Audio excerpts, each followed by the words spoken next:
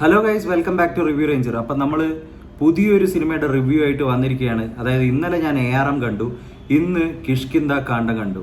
എന്നെ സംബന്ധിച്ചിടത്തോളം ഈ രണ്ട് സിനിമകളിലും പിന്നെ പൊതുവേ ഉള്ള ഇപ്പം കേരളത്തിലുള്ള അഭിപ്രായം വെച്ചിട്ട് നോക്കുകയാണെങ്കിൽ ഓണം വിന്നർ കിഷ്കിന്ദ കാണ്ഡം തന്നെയാണ്.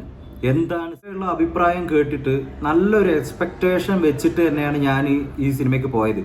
അതായത് ഇന്നലെ കണ്ട ARM എനിക്ക് 100% സാറ്റിസ്ഫാക്ടറി ആയിരുന്നില്ല.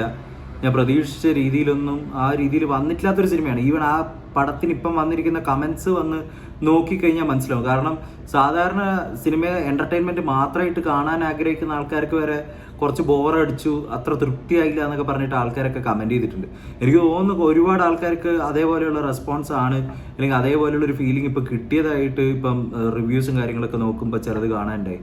പക്ഷേ ഈ സിനിമ കണ്ണു അടച്ച് നല്ലൊരു ത്രില്ലർ, എന്താ പറയുക, ഒരു സസ്പെൻസ് ത്രില്ലറൊക്കെ കാണാൻ ആഗ്രഹിക്കുന്ന ആൾക്കാർക്ക് തീർച്ചയായിട്ടും പോയിട്ട് കാണാൻ പറ്റുന്ന ഒരു കൈൻഡ് ഓഫ് മൂവിയാണ്. അതായത് ഓണത്തിന് ഓളപ്പടമല്ല ഇത്, പക്ഷേ നല്ലൊരു ചലച്ചിത്രമാണ്, നല്ലൊരു സിനിമയാണിത്. ഈ സിനിമയുടെ ഡയറക്ടർ ഡിൻജിത്ത് അയ്യപ്പൻ എന്നാണ് തോന്നുന്നത്, ഞാൻ നോക്കിയപ്പോൾ പേര്. അപ്പോൾ പുള്ളി മുമ്പ് ചെയ്ത സിനിമ ഞാൻ കണ്ടിട്ടുണ്ട്, കക്ഷി അമ്മിണിപ്പിള്ള.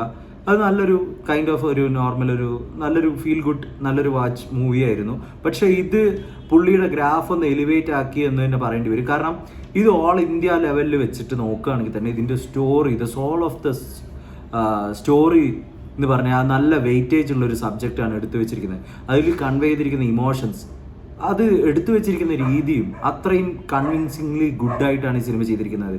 അതായത് ഇപ്പോൾ നമുക്ക് ഇംഗ്ലീഷിൽ ഇപ്പോൾ ഡേവിഡ് ഫിഞ്ചറിൻ്റെ സിനിമയൊക്കെ വെച്ചിട്ട് പറയുകയാണെങ്കിൽ ഈവൻ ഡേവിഡ് ഫിഞ്ചറിന് വരെ ഇതിൻ്റെ ഒരു സോൾ സബ്ജക്റ്റ് ഒരു സിനിമയായിട്ട് നമുക്ക് എടുക്കാൻ പറ്റുന്ന തരത്തിലുള്ള ഒരു സബ്ജക്റ്റ്, അതിൻ്റെ ഈ കോറായിട്ടുള്ള ഒരു സബ്ജക്റ്റ് അത്രയും വെയിറ്റേജ് ഉള്ളതാണ്.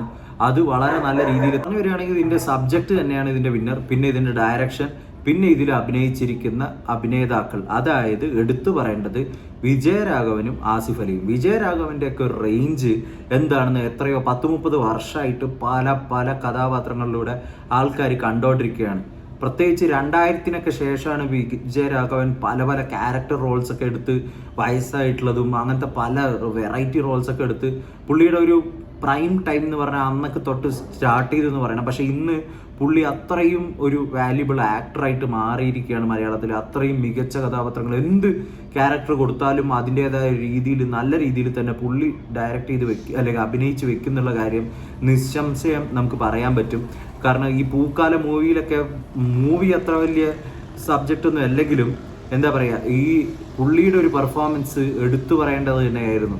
അതുപോലെ തന്നെ ഈ സിനിമയിലാണെങ്കിലും അത്രയും ഉടനീളം വളരെ മികച്ച കഥാപാത്രമാണ് പുള്ളി കാഴ്ചവെച്ചത്, അഭിനയമാണ് കാഴ്ചവെച്ചത്. ഇതിൽ ജഗദീഷ് ഉണ്ട്, അപർണ ബാലമുരളി ഉണ്ട്, ഇവരൊക്കെ ഉണ്ട്.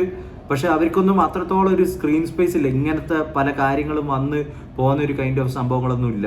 അതുപോലെ ആസിഫ് അലിയൊക്കെ വളരെ മികച്ച രീതിയിൽ തന്നെ വളരെ കൺട്രോൾഡ് ആയിട്ടുള്ള ആക്ടിങ് ആണ് ഇതിൽ എടുത്തു വെച്ചിരിക്കുന്നത്. ഈ യൂത്തിലൊക്കെ അല്ലെങ്കിൽ ഈ യങ്സ്റ്റർ ആക്ടേഴ്സിലൊക്കെ വെച്ച് നോക്കുമ്പോൾ വളരെ വലിയ രീതിയിൽ തന്നെ നല്ലോണം ഉയർന്നു വരുന്ന, അല്ലെങ്കിൽ നല്ല സിനിമകൾ ചെയ്ത് ആൾക്കാരെ ഇഷ്ടം വാങ്ങുന്ന ഒരു ആക്ടറായി മാറിയിരിക്കുകയാണ് ആസിഫ് അലിയൊക്കെ. അതായത് വളരെ ചാലഞ്ച്, പണ്ടൊക്കെ ഒരു ചോക്ലേറ്റ് ബോയ് അല്ലെങ്കിൽ ഇങ്ങനെ പാറിപ്പറന്ന് നടക്കുന്ന ഒരു കഥാപാത്രം മാത്രമായിട്ടല്ല, വളരെ വെയിറ്റേജ് ഉള്ള, ഇമോഷണലി ഭയങ്കര ഡ്രെയിൻ ചെയ്യാൻ സാധ്യതയുള്ള, അത്രയും ഇത് ചെയ്യുന്ന, ഇമോഷണലി ഡ്രെയിൻ ഔട്ട് ആക്കുന്ന കൈൻഡ് ഓഫ് ക്യാരക്ടേഴ്സ് വരെ പുള്ളി എടുത്തിട്ട് ചെയ്യുന്നുണ്ട്.